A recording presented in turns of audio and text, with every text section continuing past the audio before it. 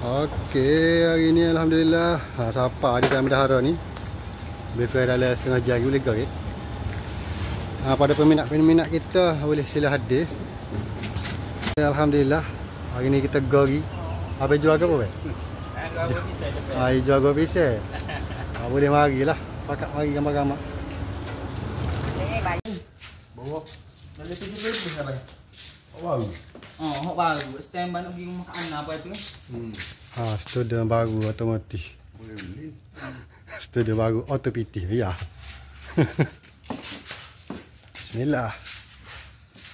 Ada. Itu dia. Terah. Boleh. Bismillah.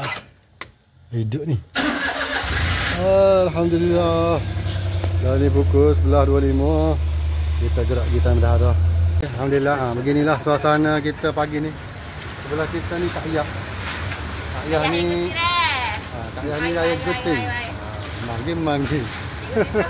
Oi. Awak mana awak duduk paling keren mari kena mari. Gitu. Setelah fikir mari test tu test kod ni kita jual 2 butir sia. Mari. Murah dak dah ni, ada lagi kau jual 2 butir sia.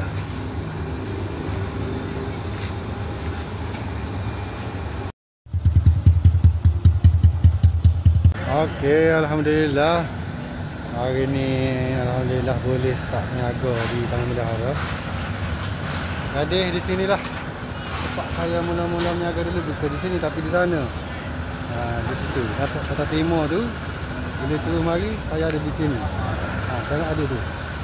Lambai. Okey. Ada yang berminat tu nak rasa apa balik.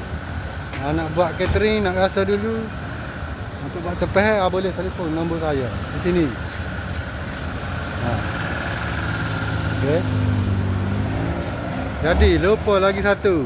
InsyaAllah kalau jadi hari Rabu ni saya akan buat makan percuma apa balik sajalah. Okey, jadi boleh pakat marilah. Hak mana ada, hak mana ada lah. Gitu. Allah. Luncur.